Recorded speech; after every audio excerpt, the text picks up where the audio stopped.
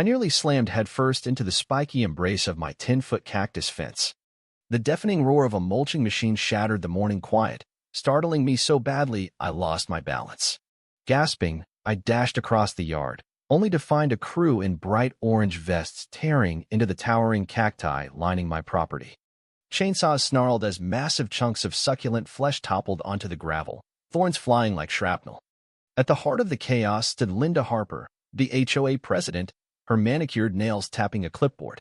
Her hair was pulled into a severe bun, her blouse crisp, her smile smug. "Stop," I shouted, dodging scattered spines. "Why are you destroying my cacti? This is my property." Linda paused, eyeing me with mock surprise. "Mark, you're up early. You should know Code 42I. Your oversized cactus fence is a hazard. As HOA president, I'm authorized to remove it for community safety." My pulse raced, anger surging. That code's brand new. It didn't exist last year. She tilted her head as the workers resumed slicing through another cactus cluster. "We update guidelines regularly. Your fence is too tall, too dense. Kids could get hurt, or neighbors might get stabbed." Her flippant tone made my blood boil. "And you failed to maintain uniform landscaping. We can't allow that."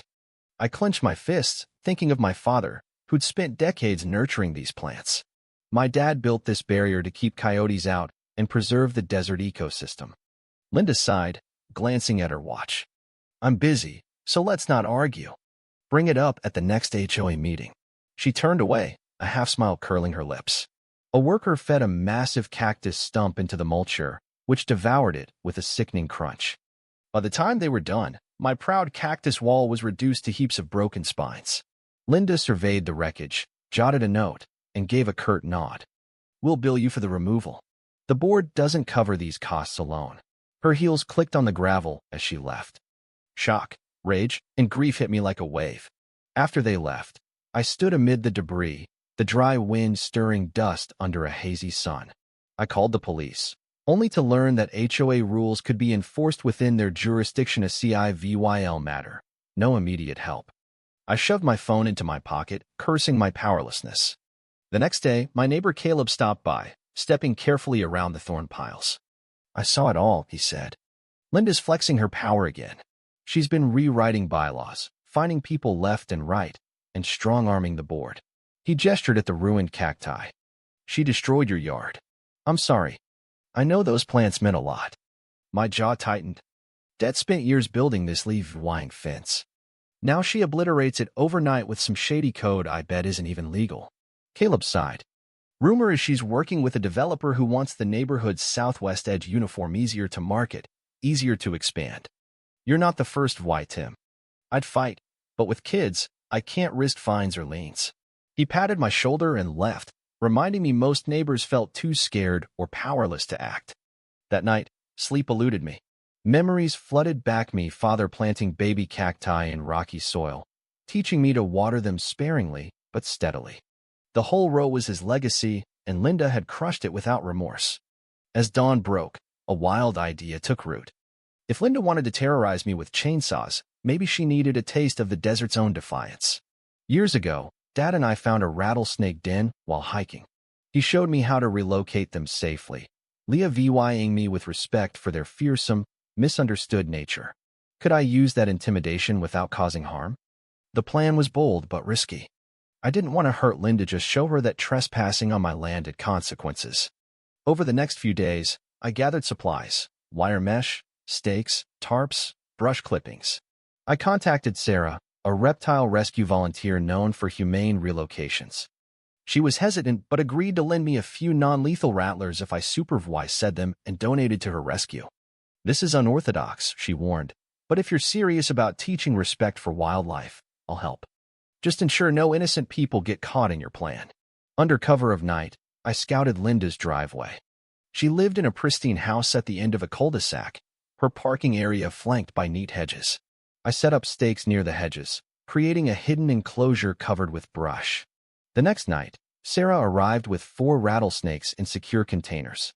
We released them into the netted pen, their tails rattling under the moonlight. My heart pounded. One mistake, and I'd be the VY lane in a tragedy. At dawn, I parked my truck a few houses down to watch. Around 7 a.m., Linda stepped out, coffee in hand. She strode toward her car, frowned at the odd barrier by her hedges, and spotted small flags reading, "Caution, venomous snakes." She shrieked, her coffee cup crashing to the ground, and stumbled backward, nearly tripping. She got the message. One of her allies, Tom, an HOA board member, arrived soon after. He gawked at the flags, muttered about animal control, and looked to Linda for direction. She glared back, visibly shaken and furious. Her expression gave me a grim satisfaction. An hour later, an animal control truck pulled up. The agent inspected the pen, puzzled. Why would someone pen snakes here? Linda snapped, because we're dealing with a lunatic. Do something. The agent noted the setup looked like a rescue enclosure and called a reptile rescue group. That was my cue. Sarah and I quietly retrieved the snakes by noon. Linda, likely inside, didn't emerge. Neighbors buzzed about the stunt, rumors flying. That evening, Linda stormed to my door, barging in the moment I opened it. "I know you did it," she snarled. "You tried to terrorize me with snakes because I removed your dangerous cacti." I crossed my arms. "I don't know what you're talking about." She scoffed. "Don't play dumb. Keep this up, and I'll bury you in legal fees and fines. The HOA can lien your house. Watch yourself." She stormed out, leaving me in a mix of anger and adrenaline. Let her threaten, I was ready to expose her scheme. Dad once said, "Bullies thrive in silence. Shine a light, and they scatter like roaches." I started digging, collecting documents, including the dubious Code 42E. Maybe it was forged or passed under shady circumstances. Caleb mentioned others had faced similar forced changes. If we united, we could topple Linda's reign. IVY cited the county clerk and found discrepancies. Many HOA amendments didn't match original rules, with suspicious dates and identical signatures, as if copied by one hand. I called my lawyer friend, Emily, who specialized in property disputes. Reviewing my findings, she whistled. "This is bigger than your cacti. If these amendments are fake, the whole HOA might be operating illegally." Encouraged, I organized a neighborhood meeting in my yard. Caleb and a few frustrated residents joined. I showed how Linda manipulated rules, forging signatures to expand her control. One woman, Rachel, said she'd never signed documents bearing her name. "I was on vacation when they claimed I voted yes," she muttered, furious. We planned to gather testimonies, consult Emily, and approach the media if needed. Linda must have heard, because 2 days later, I got an HOA letter summoning me to a hearing about vandalism via dangerous wildlife, the snake incident. They planned to fine me for animal control costs and threatened a lien if I didn't pay. I gritted my teeth, refusing to back down. Emily helped draft a response challenging their authority, citing the questionable amendments. Sarah provided a statement that the snakes were from her licensed rescue, contained, and caused no harm. Still, Linda would use the hearing to humiliate me. At the hearing, I entered the HOA clubhouse, nerves tight but head high. Linda sat with 4 board members, including Tom, facing rows of folding chairs. About 20 neighbors watched, some anxious, some curious. Linda banged a gavel. "We're here to address Mr. Mark's defiance. He unleashed venomous snakes and refuses to follow landscaping codes, costing the HOA resources." I stood, ignoring my churning stomach. "You destroyed my cactus fence without proof your codes apply. You flaunt these amendments, but neighbors suspect forgery. Will you let a forensic expert check those signatures?" Linda's eyes narrowed, her jaw twitching. "We have every right to regulate hazards. Your father's fence was an eyesore, and your snakes endangered me. You forged your way onto my land." I shot back, then bullied me with fines. "Your board might be complicit in your schemes." Murmurs rose. Rachel, a board member, shuffled papers nervously. "Linda, I don't recall signing new landscaping bylaws." Linda snapped. "We've updated them often. Maybe you forgot. Let's focus on Mark's snake stunt." She tapped a folder. "Here's the invoice for animal control and fees. Pay, or face a lien." Emily stepped forward. "As Mark's counsel, I dispute these charges. Enforcing them based on fraudulent amendments can be challenged in court. Push a lien, and we'll sue, demanding an audit of your records." Linda's face reddened. She slammed the gavel, adjourning the meeting. Neighbors whispered as she brushed past me, avoiding eye contact. I overheard Tom tell her, "This is getting out of hand." She hissed, "Step aside if you can't handle it." I wondered how long her board would back her. Soon, Rumors spread that the county clerk might investigate the amendments. Hope stirred. 2 days later, a red notice appeared on my door, citing an unpaid assessment and threatening a lien. Furious, I contacted a local journalist, Claire, who'd covered an HOA scandal before. At a coffee shop, I showed her documents and photos of my ruined cacti. Her eyes lit up. This is huge forgery, intimidation, forced landscaping. If I verify this with others, we could expose major abuse. Claire spent a week interviewing neighbors. Some were too scared to go on record, but others shared their stories. She confirmed suspicious filings in public records. Meanwhile, I poked fun at Linda publicly, erecting cardboard cacti on my lawn with neon signs like "No Forgery Allowed." Neighbors loved it, posting photos online. Linda, furious, confronted me, threatening defamation. I shrugged. Go ahead. You've already hit me with baseless fines. Claire's exposé dropped. HOA president accused of forged amendments, heavy-handed enforcement. It quoted me, Rachel, Caleb, and Sarah, with Linda's name at the center. The article spread fast, and the county announced an audit of HOA records. At the next HOA meeting, the clubhouse was packed. Linda tried discussing mundane issues, but neighbors demanded answers about forgeries. Rachel insisted on an investigation. A developer tied to Linda distanced himself, denying involvement in her extreme tactics. When Linda pushed for new rules, Tom hesitated. We can't ignore the audit. Let's wait. With no support, Linda adjourned, storming out as a news van recorded.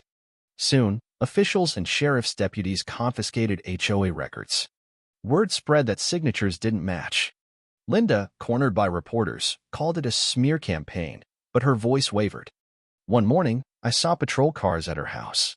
Officers escorted her to a cruiser, whether for questioning or arrest, I wasn't sure. Neighbors gossiped, stunned. An interim HOA board apologized to me and others, pledging to lift liens and fines tied to Linda's rules. Emily and I secured a settlement for my cacti, as the board admitted the fence was removed illegally. I worked with Sarah to source new cacti from a nursery smaller, but a start. Planting them was bittersweet, each one a nod to Dad's legacy. News outlets reported Linda faced charges for falsifying documents. Her reign was over. The neighborhood felt lighter, dog walks without fines, block parties without glares. Even Tom joined the new board, humbled, vowing to listen. Some criticized my snake stunt as reckless, and maybe it was. But it showed Linda she couldn't trample my rights without pushback. If she'd approached me CIVYLLY, none of this would have happened. I vowed to handle future disputes legally, no more reptile antics. One evening, I watered the baby cacti as Caleb strolled by. Place feels better without Linda lurking, he said. I nodded. The new board's trying to bring people together. He nudged a cactus. These'll take time, but they'll be epic someday. I crouched, patting soil around a sprout. Dad's dream lives on. The desert's tough, but we adapt. A cactus wren perched nearby, where my old fence once stood. I closed my eyes, picturing Dad's smile. We'd survived Linda's wrath, sabotage, threats, hearings. Now, we could rebuild.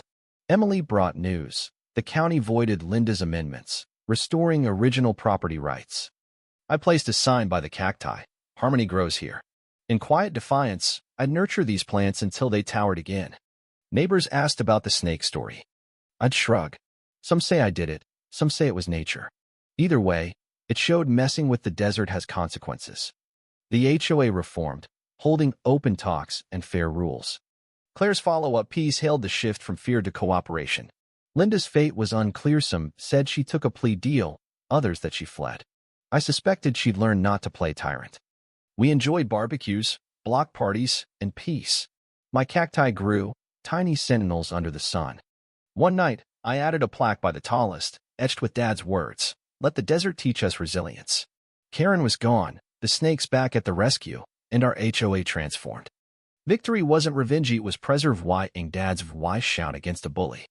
The desert prevailed, teaching respect or delivering a bite of consequences.